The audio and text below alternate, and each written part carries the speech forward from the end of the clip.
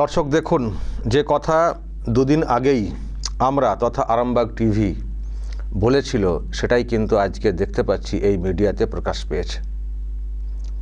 সম্পূর্ণ ভোটার তালিকা প্রকাশ করার আগেই পশ্চিমবঙ্গে ভোট ঘোষণা হয়ে যেতে পারে জানালো নির্বাচন কমিশন। নিচে লেখা ভোটারদের নাম বাদের হিসাবের পাশাপাশি রাজ্যের মুখ্য নির্বাচনী আধিকারিকের দপ্তর মঙ্গলবার জানিয়েছে, আপাতত পশ্চিমবঙ্গে বুথ বিন্যাস হচ্ছে না। ৮০,৬৮১টি বুথই থাকছে রাজ্যে। এখন কি করে হবে? এখন যেহেতু পেন্ডিং আছে, কাজ বাকি আছে, ফলে কিসের ভিত্তিতে এখন যদি বিন্যাস হয়ে যায় তারপরে ওগুলো যদি আবার যুক্ত হয় তখন তো সমস্যা হয়ে যাবে। ফলে সবটা আগে আসুক, তারপর বুথ বিন্যাস হবে। তো তার আগে কি করে হবে? তো এটা আর কি, সেটাই বলতে চাওয়া হয়েছে। কিন্তু তার থেকেও যেটা খুবই ইম্পর্ট্যান্ট, যেটা আমরা বলে আসছি, যে সুপ্রিম কোর্ট যেটা করে দিয়েছে, নির্বাচন কমিশনের আর কোনো সমস্যা নেই ভোট ঘোষণাতে। কারণ ২৮ তারিখে তালিকা প্রকাশের কথা সুপ্রিম কোর্ট বলে দিয়েছে, আগেই বলে দিয়েছে। আজকেও তো কথাটা উঠেছিল, সেখানেও তো পরিষ্কার হয়ে গেছে যে হ্যাঁ, নির্বাচন কমিশন যতটা কাজ হয়েছে সেই তালিকা প্রকাশ করতে পারবে। তারপর এখন যে চলছে যাচাই, যেখানে বিচারকদের যুক্ত করা হয়েছে, সেখানে যতটা কাজ এগোবে সেগুলো আবার সাপ্লিমেন্টারি তালিকা হিসেবে প্রকাশ করা হবে এবং সেটা ২৮ তারিখে যেটা বেরোবে তার সঙ্গে যুক্ত হয়ে যাবে। ফলে ওগুলো হচ্ছে পেন্ডিং, কিন্তু ২৮ তারিখে যেটা বের হচ্ছে সেটা কিন্তু একটা ফাইনাল তালিকা। ওটাকে মেন ধরে এগোতে হবে, বাকিগুলো অ্যাডিশনাল যেগুলো বাকি থাকছে। বাকিটাও কম না, ৬০ লক্ষ তো যাচাইয়ের কথাটা এখনই শুনতে পাচ্ছি। তো যাই হোক, এটা পরিষ্কার বলে দেওয়া আছে যে নমিনেশনের আগে পর্যন্ত যাচাই চলবে, নিয়মেও সেটা আছে। তো সেগুলোকে অ্যাড করা হবে। তো সেই অ্যাডিশন যেটা হবে সেটা হবে, পার্ট বাই পার্ট হবে।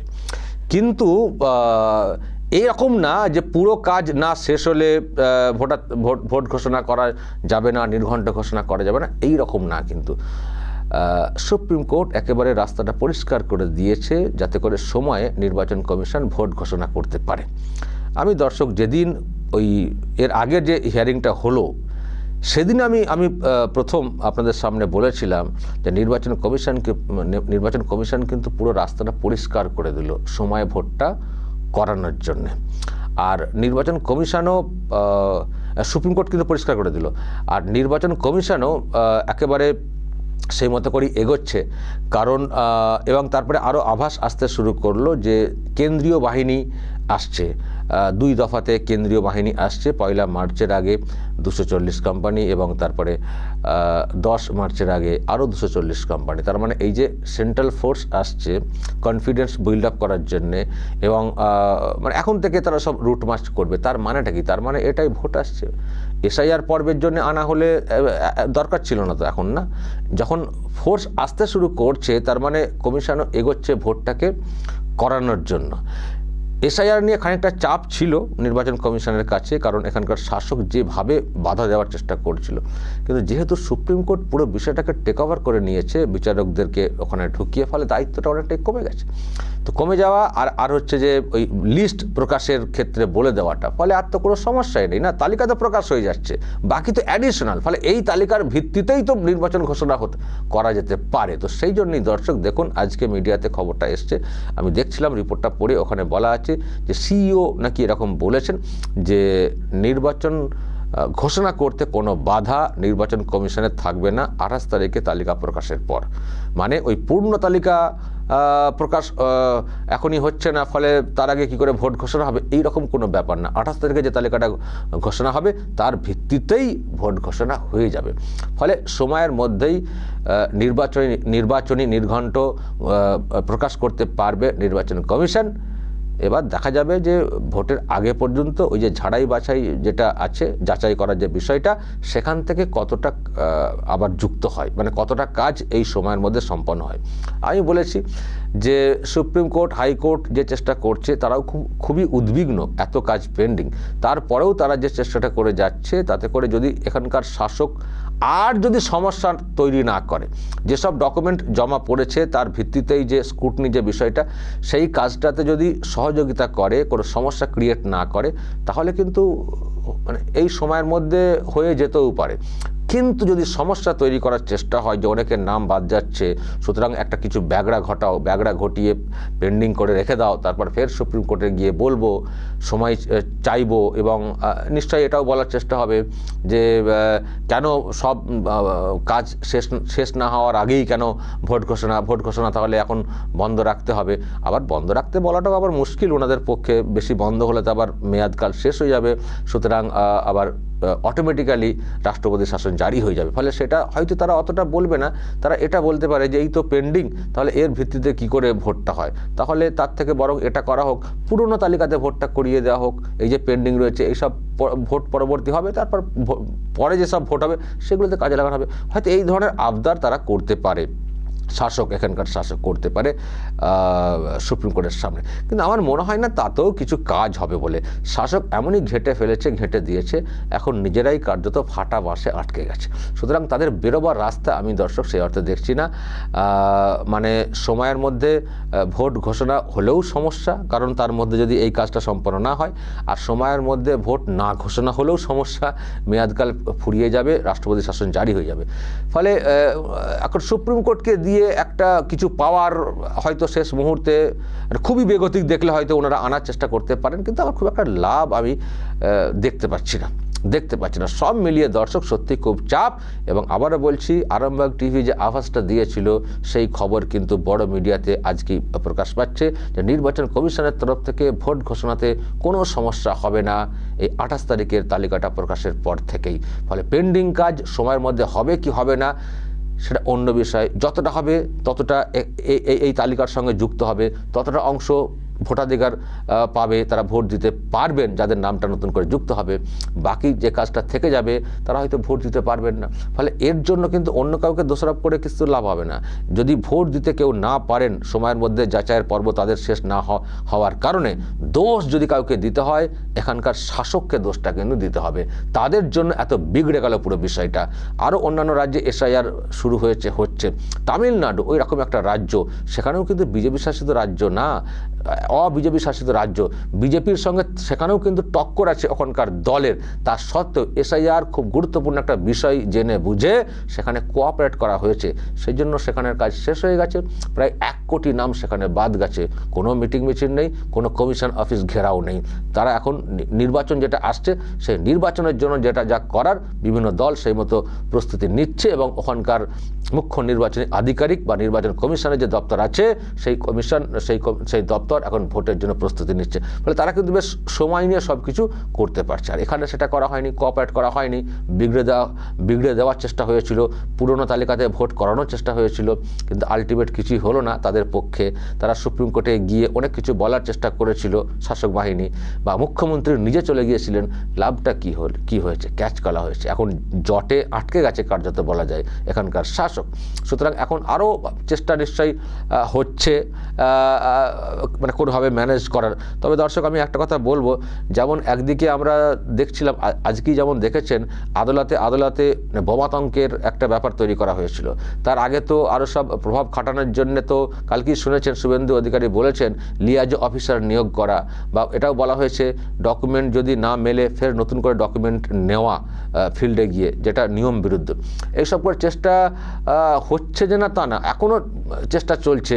বিশেষ করে যারা অবসরপ্রাপ্ত বিচারক তাদেরকে বেশি করে কাজে লাগানোর একটা ইচ্ছাও এখানকার শাসকের আছে। কিন্তু প্রধান বিচারপতি কলকাতা হাইকোর্ট তিনি কিন্তু অ্যাক্টিং জাজদেরকে নিয়েই কিন্তু কাজটা করাচ্ছেন। নিশ্চয়ই কিছু ভেবেচিন্তে তিনি করাচ্ছেন, আমি তার ব্যাখ্যা দর্শক এর আগের কয়েকটা ভিডিওতে বলেছি। তো যাই হোক, এই হচ্ছে অবস্থা। কিন্তু আমি একটা কথা বলবো, আজকেই ফুল ফ্লেজে কাজটা করেছেন বিচারকরা কার্যত, যদিও এটা একেবারে ইনিশিয়াল স্টেজ, কিন্তু আজকে কোথাও যেখানে এই পর্ব চলছে কোথাও কিন্তু সমস্যা তৈরি করার চেষ্টা এখানকার শাসক বাহিনীর থেকে প্রকাশ্যে ওই স্লোগান করা ইত্যাদি এটা কিন্তু হয়নি। আর করবে কোত্থেকে? মুখ আর আছে নাকি? শাসক তো বলে দিয়েছে যে সুপ্রিম কোর্ট যে সিদ্ধান্তটা জানিয়েছে এটা আমাদের জয়। তার মানে বিচারকরা যে এই যাচাই করবেন সেটা তাদের জয়। তার মানে তাদের সন্তুষ্ট করার মতো একটা অর্ডার সুপ্রিম কোর্ট দিয়েছে। ফলে আর ওই যেখানে হচ্ছে সেখানে গিয়ে আর কি করে চিৎকারটা করবে। চিৎকার করলে তো তাহলে এই যে জয় জয় করে এতদিন ধরে তারা চিৎকার করছিলেন, তাহলে তো সেটা পরাজয় হিসেবে আবার এস্টাবলিশ হয়ে যাবে। আর চিৎকার করেই বা কী করবেন? ওখানে তো বিচারকরা দেখছেন, চিৎকার করা মানে বিচার ব্যবস্থার বিরুদ্ধে কথা বলা। আবার সুপ্রিম কোর্ট বলে রেখে দিয়েছে যে ওখানে বিচারকরা যে কাজটা করবেন সেটা আদতে সুপ্রিম কোর্টের কাজ বলেই সেটাকে ধরতে হবে। ফলে তো সুপ্রিম কোর্টের বিরুদ্ধে চলে যেতে হবে। ফলে এখানে বিক্ষোভ দেখানো মানে সুপ্রিম কোর্টের বিরুদ্ধে বিক্ষোভ দেখানো। আর আমি তো সেটা বলেও রেখেছি যে করুন বিক্ষোভ দেখান। সুপ্রিম কোর্টের প্রধান বিচারপতির ঘরটা ঘেরাও করে ফেলুন, নাম তো বাদ যাবে। এবার নাম বাদ গেলে, আপনারা বলেছেন একটা নাম বাদ গেলে 10 লক্ষ লোক নিয়ে গিয়ে নির্বাচন কমিশন ঘেরাও করব। আর তো কমিশনের কোনো ব্যাপার নেই, এবার তো বিচারকের ব্যাপার আছে। সুতরাং এবার যদি নাম বাদের কিছু ব্যাপার আসে তাহলে চলে যাবেন বিচারকদের বাড়ি, বিচারপতিদের বাড়ি ঘেরাও করবেন, দেখবো কত দম। তো যাই হোক দর্শক, আজকে কিন্তু এখনো পর্যন্ত সেই অর্থে কোনো কিন্তু গন্ডগোলের খবর নেই। আর সুপ্রিম কোর্টও বিষয়টা দেখছে, শুধু বলে দিয়ে ক্ষান্ত তা না। এবং বলে দেওয়া হয়েছে ওখানে সুপ্রিম কোর্টের তরফ থেকে যে রাজ্য সরকারকে আইনি ব্যবস্থা কিন্তু দিতে হবে প্রপারলি।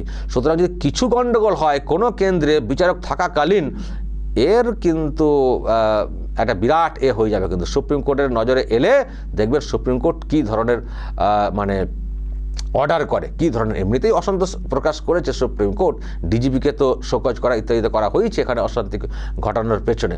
সুতরাং যদি এরপর কোথাও কিছু গণ্ডগোল হয় মুশকিল আছে। ফলে গলা তো টিএমসি মানে শাসক বাহিনী তো দিয়ে চলেছে সুপ্রিম কোর্টে, আর কোথায় নড়চড় করবে?